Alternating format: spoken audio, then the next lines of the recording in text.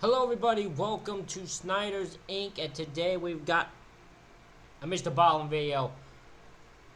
And we have got the most dramatic ending to any murder mystery yet. And we won't get right into it. Ladies and gentlemen, hit the like button, subscribe button, comment your thing down below. Let's go. Oh, before I click the button, if you'd like to help me out with a donation, you can leave a super thanks or a link to our PayPal is in the description. Divine intervention is when a deity, so God or a god, becomes actively involved in human affairs here on Earth. Now, of course, we don't know if divine intervention is a real thing, but today's story certainly offers compelling evidence that it might be. But before we get into that story, if you're a fan of the strange, dark, and mysterious delivered in story format, then you've come to the right place because that's all we do, and we upload once a week. So, if that's of interest to you, please use all your life savings to build this beautiful luxury home right on the coastline to be used as an Airbnb, and then finally, after years of work, when it's all done, tell the like button that they can stay in the Airbnb for the first time, to the first guest, all for free, go enjoy it, but don't tell them about all the human-hating, highly aggressive honey badgers you've hid under all the beds. Also, please... Who comes up with this shit? Who comes up with this? This man has a gift. This man has a gift for coming up with things that I could not figure out. I would never come up with any of this. This man is something else. I love MrBallen for it. 3 hangings. Okay? Evening of November 15th, 1884, a 20-year-old man named John Lee helped his sister Elizabeth clear the dining room table in the English manor where they both worked. John was a butler at this manor, and his sister Elizabeth was a cook. And the manor itself had a name. It was called the Glen, and it was this gorgeous property right on the beach in the seaside community in England. Now, years ago, the Glen had been much more grand, and in fact, the King and Queen of England had at one point came to stay at the Glen. But recently, the Glen and the family who owned it had fallen on hard times. The staff was down to a skeleton crew of just John, his sister Elizabeth, and 2 elderly maids, which meant virtually all the physical labor at this property fell to John to take care of. So, on this night, John was lugging a huge pile of heavy china in his arms to bring out to the kitchen, and as he was doing this, he was trying to talk to his sister, who was also kind of helping clear the table, about an upcoming dinner party they were going to host at the Glen for some very important lawyers and politicians. But as John tried to talk to Elizabeth just wasn't really reacting. She was kind of staring off into space, and she was only carrying 1 or maybe 2 plates off the dining room table, while John is carrying like 50. And so John was becoming really annoyed with his sister. I mean, she's not really helping, and she's ignoring him. And so John was about to complain to his sister about her behavior when suddenly she turned around and she apologized to him and said, "You know what? I'm sorry I'm acting this way. I just don't feel very good, and I really think I should go lie down." Now, John was about to be really annoyed at this, but then he noticed his sister had her hands kind of reflexively over her stomach. And John knew his sister was pregnant, and so suddenly he felt like, okay, the reason she's acting this way must be because of her pregnancy. And so he did not press the issue. Now, you need to understand that Elizabeth did not tell John that she was pregnant, nor did she tell anybody else in the house, because the owners of the Glen were very traditional and very religious, and they almost certainly would not approve of Elizabeth's pregnancy because she wasn't married. At the time in England... Does it matter? I guess they could fire her, but it's not like it's her family, right? So if it's not her family, what the fuck does it matter if she approves of the pregnancy or not? Maybe I'm misunderstanding. Maybe it's like she doesn't want to get fired, so no one's telling her anything. I'm gonna assume he just knows, because sometimes it's just fucking obvious, right? England, it was not okay to have babies out of wedlock. It was viewed as this totally taboo thing that you should never do. But despite Elizabeth's best efforts to conceal her pregnancy, John and the other 2 elderly maids very quickly realized what was going on. That's what I'm saying, at some point it's easy to figure out at some point. You're gonna know at some point. Because every morning they would see Elizabeth vomiting because of morning sickness. And so when they approached her and said, "Hey, it looks like you're pregnant, what's going on here?" Elizabeth refused to talk about it. She did not admit to being pregnant. She just kind of said, leave me alone. I mean, John didn't even know who the father was. Like, Elizabeth did not want to talk to anyone about her pregnancy. But despite all that, John and the other two maids really wanted to support Elizabeth and help her get through this pregnancy, without being found out and potentially fired because of it. So when... How on earth are you going to do this? How do you play? There is no fucking way that you cannot keep this hidden. Because at some point, either they're just going to assume she's really gaining weight, or she's, you don't just hide. I don't understand how people do this. How do people think you're going to be able to hide a pregnancy for 9 months? Elizabeth said to John that she just... It's like the one teen who was pregnant and knew, but didn't tell no one. This was in a true crime thing. It had like body cam video. She's the one that like hid it and to hide the baby in a garbage can in the hospital. Has nothing to do with MrBallen. It's just a thing. I'm wondering, how do you hide your pregnancy? Because there's so many key signs of pregnancy that happen. How do you just not what? Wanted to go lie down because she was feeling sick. He didn't press the issue, and he just told her, you know what? I'm fine. I'll finish up. You go lay down. I hope you feel better. By 11 p.m., John was nearly done with all of his chores and he was getting ready for bed when one of the elderly maids came into the room and told John it was time for their nightly prayers. And without any hesitation, John put down the silverware that he was polishing and followed the maid into the living room where one of the owners of the Glen was waiting in her nightclothes. The owner was a 68-year-old woman named Emma Case, and at night she really liked to lead a nightly prayer with her staff. It was something she really enjoyed doing. Now, John was not a very religious person, but he really cared about Emma, and so he agreed to do these nightly prayers really just to make her happy. I mean, after all, Emma had basically saved him on multiple occasions. John had begun working for Emma 6 years earlier when he was just 14 years old. And John, he was kind of like a rough kid and a troublemaker, but Emma, she just had a soft spot for him. And at some point, when John admitted to Emma that he was really interested in traveling the world someday, Emma would help him get into the British Royal Navy. And for 2 years, John very happily served in the military and did get to see the world. But at the 2-year mark, John came down with this terrible case of pneumonia, and it forced him to leave the military early. And so when John was medically discharged, he came back home, and he had no idea what he was going to do. I mean, he anticipated staying in the Navy for some time, not just 2 years. But luckily, Emma stepped in again, and she gave this glowing recommendation of John to one of her very wealthy friends, basically saying, hey, you should hire John. And this wealthy friend of Emma's agreed and hired John, and John was so happy, so relieved. I mean, Emma has totally picked him up again. But after getting hired, John would make a totally stupid mistake. He would steal this really expensive plate from this wealthy friend, and he would get caught. And this wealthy friend...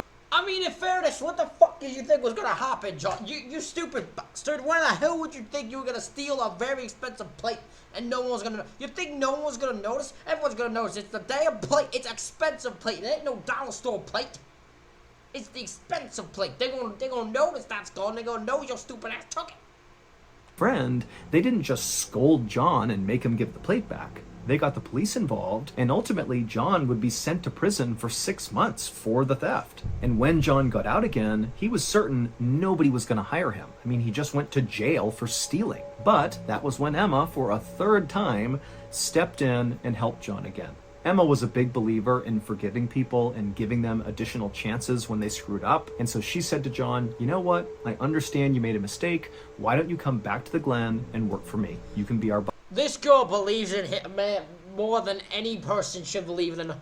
Once you steal from someone, I'll be like, look, you made that call. You made the call to do that. Like, I get that people deserve multiple chances, but it's just Jesus. Butler. John couldn't believe it. I mean, he knew he did not deserve this chance, especially from Emma, who's now been done wrong by him multiple times. But, he was so grateful, and he said to Emma, I'll take this, of course, and I will do anything you want, no matter what. I will do the best possible job. I'm not going to screw this up. And so far, that was exactly what John had done since coming back to the Glen. He did whatever Emma wanted, and that included nightly prayers. So on this night, after John walked into the dining room, he took a seat next to Emma at the table, and then after Elizabeth and the other 2 elderly maids took their seats at the table, they all held hands and they bowed their heads, and then Emma began to lead them in prayer. When the service was over, the two maids got up and headed to the kitchen to make a cup of hot cocoa for Emma. Emma typically stayed up really, really late, basically later than anybody else in the house, and she liked to drink hot cocoa and just sit by the fire and, read and write letters. It was just kind of her time to be alone and to be left alone. And so after the maids had gone, John stood up too, and he said goodnight to Emma and told her to enjoy the rest of her night, and then he made his way into the kitchen and he went into the pantry, which doubled as his bedroom. And once in the pantry, he pulled out his cot, climbed under the covers, and he fell asleep. A few hours later, at about 3:30 in the morning, John suddenly woke up in the pantry to the sound of somebody screaming outside the door. And so John, he burst out of the pantry door, and right away he's looking in the kitchen and it's just completely covered in smoke. He can barely see, but not far from him in the kitchen was his sister and also one of the maids. And they were the ones screaming. And they were actually screaming at John to wake up and go get everybody. We need to get them out of the house and get some help. And so John, his first instinct is, okay, clearly there's a fire or something, and Emma, she's upstairs and she could be in trouble. And so John, he instinctively ran towards the stairs and began going up to the second floor to save Emma. But as he went up the stairs, the other maid was coming down the stairs looking totally frantic, and she would tell John that she was just in Emma's bedroom and she couldn't see Emma anywhere, and her bed was totally on fire. And so she didn't know if Emma was even in there, but it didn't look good. And so John, at this point, he turned and went with that maid back to the kitchen, where they linked up with John's sister and that other maid, and the four of them filled up buckets of water and tried to run back up the stairs to attempt to put out the fire that was in Emma's bedroom. But by the time they got back upstairs, the fire up there had really spread, and there was like a wall of fire right in front of Emma's bedroom. So there was no way to really get through it, and their little buckets of water did nothing. And so even though they hated the idea of leaving Emma potentially behind, the four of them knew they couldn't do anything more. And so finally, the four of them turned and began running downstairs to evacuate. And as they... That is insane!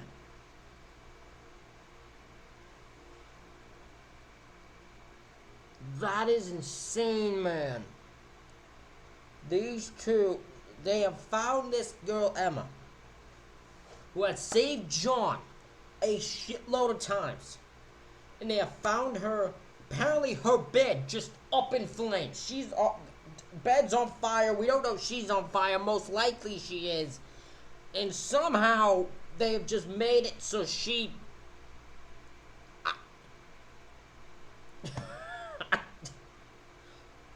They couldn't save her, now they have to leave this poor 60-something-year-old woman to death. They ran through the dining room on the first floor, they would find Emma. She was laying on the ground, sprawled out, and it was obvious to all four of them that she was clearly dead. However, it was also obvious that the fire had not killed her. She had clearly been hacked to death. She had all these horrible wounds on her head that looked like somebody had taken an axe, basically, to her head. Jesus, this one's violent.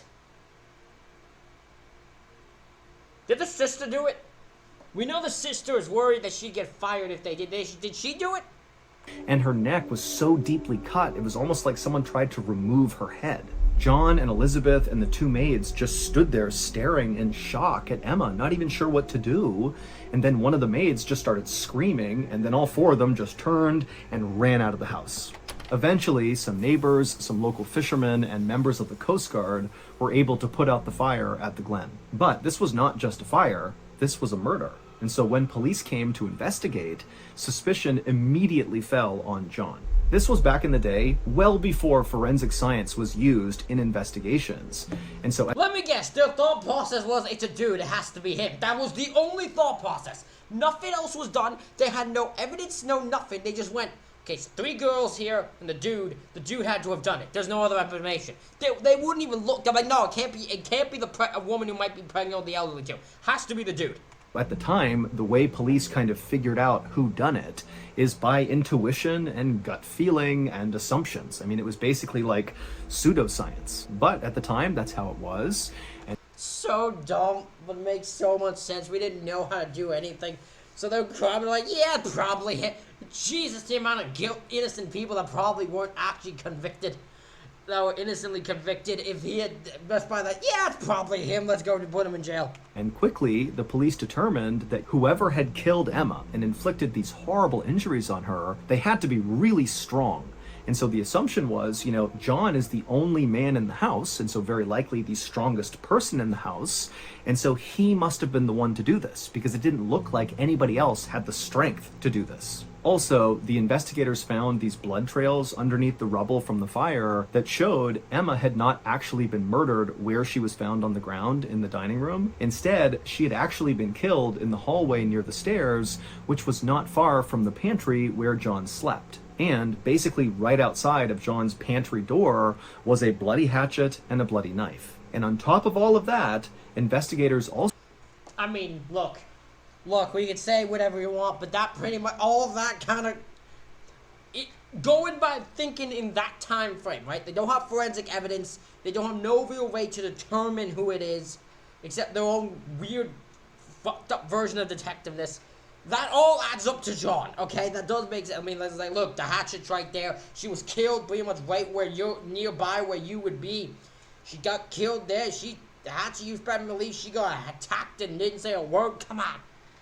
Also determined that the fire had been set intentionally, and the person who set it had used this particular type of oil that was very flammable, and they had doused it all over the house and ignited it. And it turned out the only place where this oil was located inside of the Glen was inside of the pantry where John slept. So on the same day this whole fire breaks out and they find Emma dead, John was arrested for Emma's murder.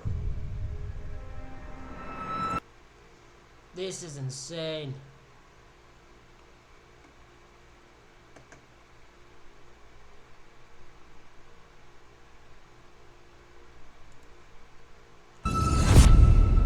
This is insane. The next day, John was in his jail cell, and a guard came down the hall and rapped on the bars and told John he had a visitor. His lawyer was here to talk to him. But John was confused because he didn't have a lawyer, so he had no idea who this was. But regardless, the guard opened up the cell and he led John down the hallway to this room. And when John walked in, he saw there was this man who was very well dressed and very handsome. He was sitting at this table, and clearly he was waiting for John. And John, at first he didn't really know who this guy was. But then it dawned on him that he knows who this guy is. And it made no sense that he was here to defend John. The man's name was Reginald Templar, and he was a very successful lawyer, highly respected in the area, and he also happened to be one of Emma's absolute closest friends. So Reginald Templar, Emma's close friend, the woman who's been murdered, is here to defend the person who's accused of killing Emma? It just didn't make any sense. But eventually, Reginald gestured for John to come in the room and sit down. And so John just kind of made his way in and he sat down, and Reginald immediately said, "John, I know you did not kill Emma. That's why I'm here." John was so relieved, and before long, he was pouring out all the information he could about everything he could recall about the night of the fire and the murder. And as he did, Reginald took all these notes and he began creating a framework for... Now, this is one thing I know. The thumbnail for this video said, "Lawyer fucked me." I think a lawyer fucked up, one of the two. I think this lawyer is a crooked little bastard. And I think this lawyer believes also that he did it. He says, "I'm going to make sure this guy is sentenced." John's defense. And so by the time John was back in his jail cell, he couldn't help but feel kind of optimistic that maybe with Reginald's help, he could actually beat this thing and prove he didn't do this. But John's relief would be short-lived. His first court appearance went extremely well. Reginald showed up in a fancy suit, and he was just completely on his game and just ripped the prosecution apart and basically said their entire case was just circumstantial, and he rattled off all these legal precedents, which John didn't really understand, but he looked up and saw the judge definitely knew these precedents and was impressed with what Reginald was doing. And then also Reginald would say that the police did a terrible job investigating. They basically didn't investigate and just jumped to conclusions that it was John. And so as Reginald is basically destroying the prosecution, Reginald looked over at the prosecutor, and he could tell the prosecutor looked really nervous. And so John was really starting to feel confident that Reginald was exactly what he needed. But on the day of the second court appearance, Reginald just didn't show up. With no explanation, he didn't contact anybody, and so John just sat there waiting to see what was going to happen. The judge delayed for as long as he could, but eventually, when, Reginald still didn't show up, the judge looked to John and said, "I'm sorry, but you're going to have to defend yourself." Which, of course, John did not know how to do. I mean, he barely had even gone to school, let alone studied law. And from there, things only got worse for John. That is insane. This lawyer just sat down, just slept. What did he do? Slept in? Did he sleep in? Is that what he did? What the fuck? Oh, I just didn't show up. And I'll get to that different day. Just sat and turned in bed. Yeah, fuck that guy. What do you do? What's he ever done for me? Reginald continued to miss court dates with no explanation, and then on other times he would show up to court, but instead of being this fantastic, very sharp lawyer, he kind of acted like a maniac. He would start all these unnecessary fights with the judge over totally irrelevant matters, like how to pronounce a particular word, and then when he had witnesses on the stand, his line of questioning didn't make any sense. He would ask things like, "Well, what did you have for breakfast today?" and "What's your favorite color?" And then finally, Reginald just withdrew altogether from the case, leaving John with no lawyer at all, which admittedly might have actually been an improvement for John. After Reginald withdrew, another lawyer found out about it and took pity on John and volunteered to take on the case. But it was on very short notice, and this other lawyer had good intentions, but was not nearly as skilled as Reginald was when he was kind of on his game on that first day. And so really quickly, this lawyer kind of fumbled the case, and then when it went to the jury to decide whether or not John was guilty, it took them less than an hour to come back and say, "Oh yeah, he's..." I think what's missed here, right, is hilariously when it comes to a jury, and this is about to sound like a dumb thing on us, you don't need law talk to talk to a jury, because they're just random dudes or women. They're just random people. They're never like, they're not all lawyers and shit, so you can just talk. No, I could talk to a jury, because I don't need law talk. It's easy to talk to the jury and explain shit.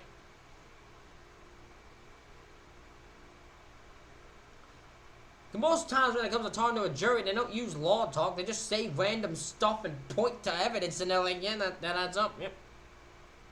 That adds up. He's guilty. He killed Emma. And so John was sentenced to death by hanging. For the next 3 months, John sat in his jail cell waiting for his execution. And as he waited, he continually insisted that he really was innocent and that ultimately God would protect him. Finally, February 23rd, 1885 rolled around. This was the day of John's execution, except something very weird happened on this day. When John was led from the jail to the gallows where he was going to be executed, the hangman could not get the gallows to work. The trap door in the gallows where the condemned stands, where it's supposed to open up and they fall down and the noose breaks their neck, yeah, that trap door, it would not function whenever John was standing on it. Now, when John was moved... Okay, look, I don't believe in whatever, but that woman who was murdered is saving this guy one more fucking time. I think Emma was her name. Emma is saving John one more time, and she's got one long save to do, and that is until John somehow gets proven innocent. She is gonna protect him some way, some fucking how in spirit. That is insane. Off the trapdoor, it functioned perfectly fine. It was only when he was on that trapdoor that it would not work. And so think about this. Pretend you're John. 3 different times, the hangman led him onto that trapdoor. They put the noose around his neck, put a bag over his head, asked him for his last words, and they threw that lever, and each time John is expecting to die, and it's not working. Finally, after the 3rd failure, the hangman just called off the execution, and then actually a judge would weigh in and say, you know what? We cannot possibly attempt for a 4th time to execute John. This constitutes cruel and unusual punishment, and so they swapped his sentence from a death sentence to 22 years in prison. And none of this would make any sense until one day, 6 years after Emma's murder, when John, by this point, was just sitting in a jail cell and everybody had forgotten about him. On that day in 1890, a group of very high society type people, politicians and lawyers and rich people, they all gathered in this misty cemetery not far from the Glen. The group was in the cemetery for the burial of a very important and well-respected man who had died after slowly going insane. And as the priest finished his final blessing, the mourners began chucking handfuls of dirt into the grave, and as they did, one of them said quietly but out loud, "Today we have buried a murderer." Here's what many people believe really happened on the night of November 15th, 1884, when Emma was killed. At the time of Emma's murder, Elizabeth's pregnancy was very scandalous, but not just for Elizabeth. It was also scandalous for the father of the baby, the father who nobody knew except for Elizabeth.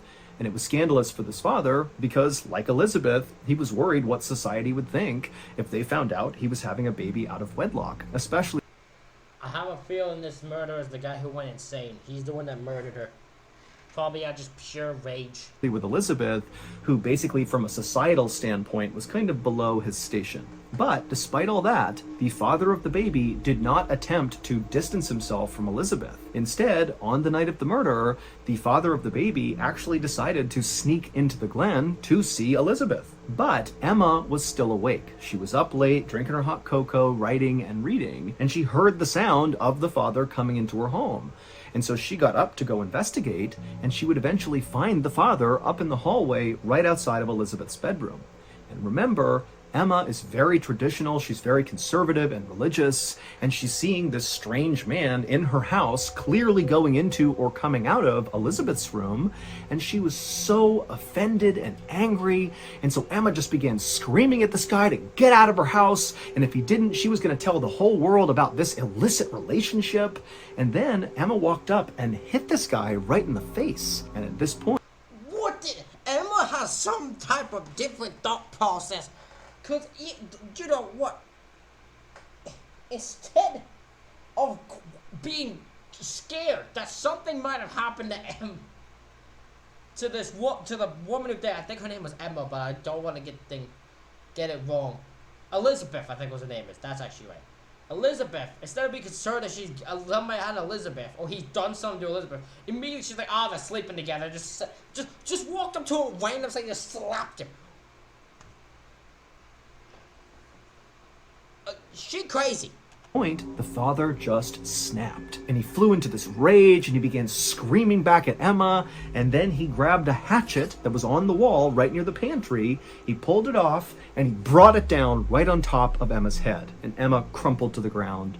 And the man, he's looking down at Emma, and he's realizing he's inflicted this horrific injury on Emma, and if she doesn't die, she's gonna tell someone, and then this father is gonna go to jail, if not worse. So, in a moment of panic, this father runs into the kitchen, gets a kitchen knife, comes back, and he finished Emma off. Once she was deceased, he dragged her back to the dining room where she normally did her reading and writing, and then he doused her and the whole house in that weird oil that he found in the pantry where John was sleeping, and after getting the whole house covered in it, he ignited it, and then he ran out of the house. But over the next 6 years, Emma's killer felt so bad about what he had done, both to Emma and then nearly killing Elizabeth and his unborn child, that he went completely insane, and this caused his physical health to totally fail, and he died.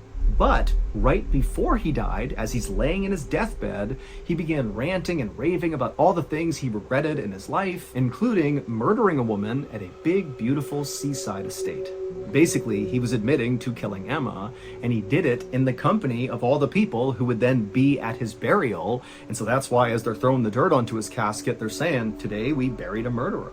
The killer's identity was none other than Reginald Templar, John's lawyer. Now, nobody knows if Reginald took John's case because he felt guilty and wanted to prevent an innocent man from going to jail, or if he just wanted to sabotage John's case to ensure he did go to jail to protect himself. Like, we don't know. Either way, though, it was during the course of this trial that Reginald began his descent into madness, which would ultimately lead to his death. Some people believe the reason the gallows malfunctioned every time John stood on that trapdoor and it wouldn't open was because of divine intervention. That God or some deity came to earth and literally interfered with the execution to spare John's life. That ain't no God. I was the dang Emma herself. That was Emma saving John one more fucking time. That's who that was. And the reason people think that is because, John really was an innocent man and he did not deserve to die.